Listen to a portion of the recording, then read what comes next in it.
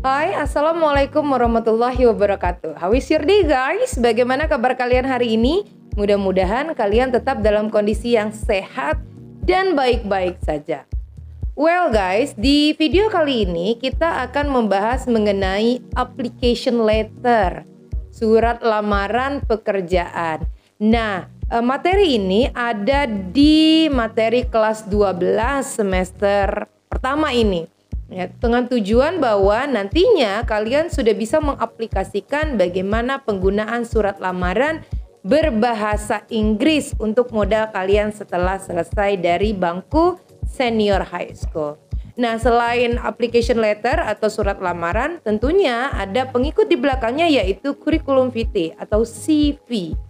Apa saja komponen pembentuk teks application letter dan juga CV, dan bagaimana penggunaannya kita akan lihat secara detail di video kali ini. Oke guys, are you ready? Let's go!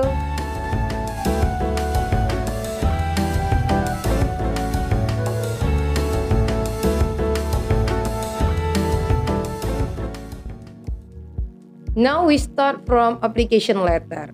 Guys, as you know that an application letter, also known as the cover letter, it is document sent with your resume to provide additional informations on your skills and experience. Jadi guys, bahwa dalam application letter ini isinya mengenai detail informasi tentang kalian, tentang you, mengenai kualifikasi yang you miliki, kemampuan-kemampuan apa yang you miliki, dan juga apa yang bisa you tawarkan kepada perusahaan yang akan kalian tuju. Nah, oleh karena itu, komponen-komponen dalam application letter sebisa mungkin detail.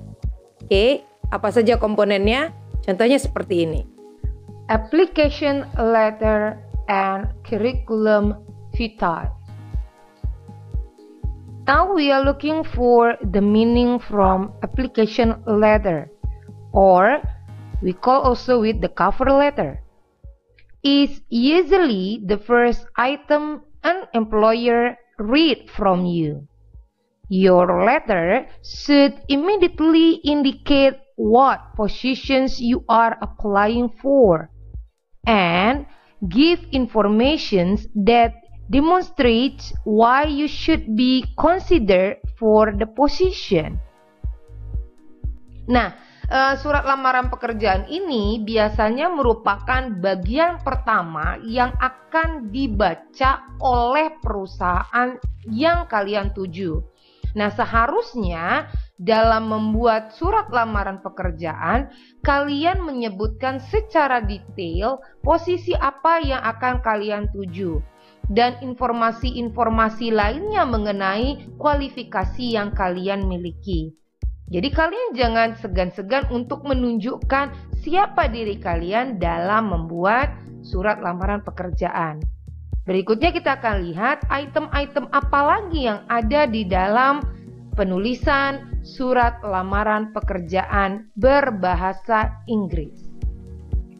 The following information should be included in your application letter. First is the informations about you. Begin your cover letter with your contact information. It should be in block style and the left margin of your paper. In here, you can put your name and then current home address and also telephone number. So guys, bagian pertama dalam application letter, seharusnya you meletakkan informasi tentang diri kalian. Di bagian ini, di bagian pojok sebelah kiri, kalian bisa menuliskan nama, kemudian alamat kalian, dan juga nomor telepon. The second one, di bagian kedua, include a date as you would do with any business letter. Di bagian kedua, you meletakkan tanggal pembuatan surat. Kemudian, bagian ketiga, include a specific name can get your letter and resume to the hiring manager. more quickly and can be an effective personal touch. So, in this part, di bagian ini, kalian akan meletakkan nama ataupun informasi yang berkaitan dengan perusahaan yang akan kalian tuju. Next part, we call with salutation. Choose the appropriate way to address the contact person. So, in here, you can write, Dear Mr. or Mrs. blah blah blah. You put the name of the contact person. Or, you can write, Dear prospective employer, if there is no contact name. Jadi di bagian ini kalian akan meletakkan nama orang yang dituju. Atau seperti tadi yang saya bilang bahwa kalian bisa menuliskan Dear prospective employer seandainya kalian tidak tahu persis nama orang yang akan menerima surat lamaran kalian. Next, we come to opening paragraph. In the opening paragraph, tell how you learn about the position. Can be you get the information from the advertisement, from the internet, or from someone. Jadi di bagian ini kalian akan meletakkan informasi mengenai dari mana kalian mendapatkan informasi mengenai posisi di perusahaan tersebut. Contohnya bisa dari iklan, bisa dari internet, ataupun dari seseorang tertentu. Next, we continue to middle paragraph. This paragraph give a summary of your background and hard skills that make you qualified for the position. Di bagian inilah kalian akan memberikan informasi-informasi singkat mengenai background kalian, kemampuan-kemampuan yang kalian miliki sehingga kalian dinyatakan qualified untuk posisi tersebut. Next, we continue to contact information and closing. At the end of the letter, talk about your availability for the job, where you can be contacted and when you are going to contact the hiring person for an appointment to discuss your application. Jadi di bagian ini kalian akan meletakkan informasi mengenai kapan kalian siap untuk dihubungi berkenaan dengan pembuatan janji, berdiskusi mengenai surat lamaran yang telah kalian kirimkan. Tulis dengan lengkap informasinya ya, termasuk mungkin kalian akan meletakkan alamat email kalian untuk surat menyurat informasi mengenai lamaran pekerjaan. Kemudian yang terakhir, the last one is signature, tanda tangan. In this part, you can put your signature and your full name. Di sini kalian akan meletakkan tanda tangan kalian dan juga nama lengkap sebagai penghormatan. Berikutnya adalah kurikulum vitae atau vitae yang biasa disebut dengan daftar riwayat hidup. Nah, daftar riwayat hidup ini biasanya selalu beriringan dengan application letter, surat lamaran pekerjaan. Nah, apa saja komponen yang ada di dalamnya? Ayo kita lihat. Next, we come to a curriculum vitae atau sering disebut dengan curriculum vitae or short with CV.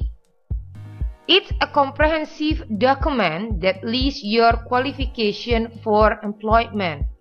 Jadi di bagian ini atau part ini disebut dengan daftar riwayat hidup, di mana ini adalah bagian dokumen yang meletakkan informasi-informasi tentang kalian sebagai calon karyawan.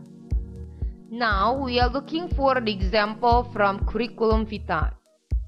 The following information should be included are: first, personal profile. In here, you put all about you, the information about you. Put your name, your address, your hobby, and your phone number. Di part ini, kalian boleh meletakkan informasi tentang diri pribadi kalian. Nama, alamat, kemudian tanggal lahir misalnya, nomor telepon yang bisa dihubungi, alamat email, dan mungkin juga boleh melengkapinya dengan sosial media yang kalian miliki. Next, educational background. In this part, you put your educational background as a detail. Di sini kalian akan meletakkan informasi mengenai pendidikan kalian secara lengkap.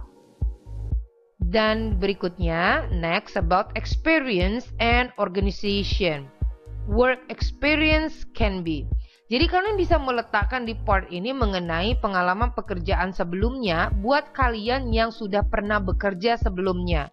Tetapi buat yang baru selesai, baru tamat atau fresh graduate, you boleh meletakkan pengalaman berorganisasi kalian di part ini. Next, about your personal skill, Di part ini, kalian boleh meletakkan kemampuan apa saja yang kalian miliki. Contohnya, bahwa kalian menguasai bahasa Inggris, kemudian menguasai Photoshop, dan sebagainya. Dan juga boleh ditambahkan dengan karakter yang kalian miliki. Contoh seperti kalian mampu bekerja dalam tim, kemudian kalian termasuk orang yang responsible, bertanggung jawab, dan juga on time. The last part is declaration.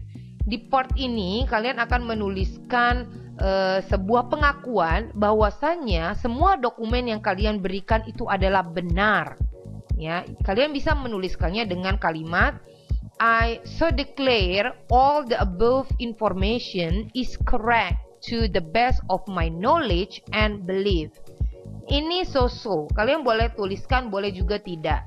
Tapi intinya adalah semua informasi yang kalian berikan di dalam surat lamaran pekerjaan dan juga daftar riwayat hidup itu harus benar. Oke guys, itu tadi penjelasan mengenai bagaimana membuat lamaran pekerjaan dan juga membuat daftar riwayat hidup.